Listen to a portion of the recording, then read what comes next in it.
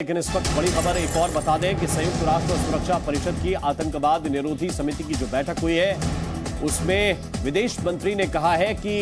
हम 26/11 का हमला कभी नहीं भूलेंगे। आतंकी पड़ोस से भारत में आए थे और दोषियों को अब तक सजा नहीं मिली है। Even as the Mumbai terrorist attacks were unfolding on 28 November in 2008, we will be observing the 14th anniversary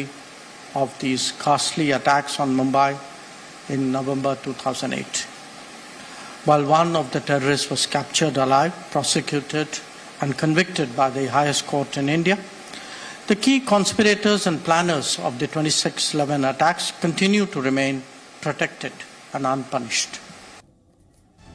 तो एस जयशंकर की बात आपने सुनी, वो कह रहे हैं कि हम इसको भूलेंगे नहीं और अभी तक ये भी हमें याद रखना पड़ेगा कि अभी तक जो इसके मुख्य आरोपी हैं, जो इसके मुख्य दोषी हैं, बिजनेस लोन के लिए बैंक गए तो बिजनेस प्लान दिखाइए करके पूछते हैं। बिजनेस प्लान कैसे करना है, इसे प्रैक्टिकली सीखना है तो फ्रीडम ऐप को अभी डाउनलोड करें। उनको सजा नहीं मिल पाई है और इस पर यूएस सपोर्ट कर रहा है। यूएस के विदेश मंत्री ब्लिंकन ये कह रहे हैं कि नहीं, हम उनको सजा दिलवाएंगे। यशा, इसी बात को आगे ले जाने की कोशिश जो एस जयशंकर कह रहे थे यूएस के विदेश मंत्री ने की है, लेकिन उसका प्रोसेस क्या होगा, वो रोड मैप क्या होगा, क्या उस पर काम किया जाएगा? जी राम, अब जैसे देख सकते हैं कि आज जहां एक विचार विमर्श हुआ था कि इस पे आगे कैसे लेके जाया जा सकता है, वहीं कल इसी पे और डिस्कशन किया जाएगा। एक 5 पॉइंट प्रोग्राम जो है, खुद एस जयशंकर ने कहा था कि 5 पॉइंट प्रोग्राम में कैसे डिस्कशन किया जाएगा। ये 5 पॉइंट प्रोग्राम जैसे आपने कहा, जिसमें ये बात आगे लेके जाई जाएगी, उसमें ये देखा जाएगा कि टेररिज्म को फंडिंग कैसे स्टॉप की जा सकती है, यहाँ तक कि जो पॉलिटिकल सपोर्ट मिल रहा है, जो पॉलिटिकल सपोर्ट बाकी देशों से मिलता है, वो स्टॉप करना पड़ेगा और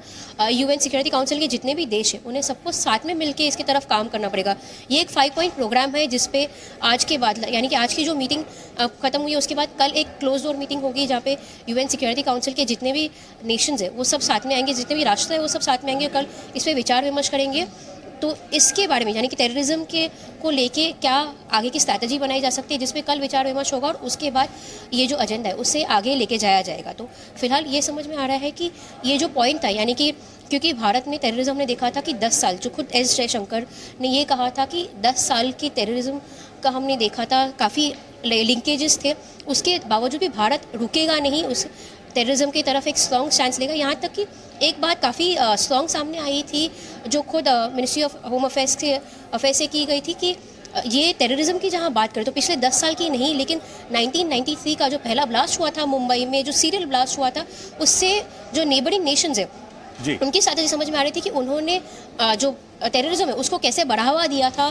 भारत में। तो इसके चलते ये पूरे टेररिज्म एस्पेक्ट जो इंडिया में हम देख रहे हैं, भारत में देख रहे हैं, उसका जो है सपोर्ट बाकी देश भी फिलहाल कर रहे हैं। बहुत बहुत शुक्रिया, बहुत बहुत धन्यवाद यशा आपका इस पूरे अपडेट के लिए, इस पूरी जानकारी। बिजनेस लोन के लिए बैंक गए तो बिजनेस प्लान दिखाइए करके पूछते हैं। बिजनेस प्लान कैसे करना है, इसे प्रैक्टिकली सीखना है तो फ्रीडम ऐप को अभी डाउनलोड करें।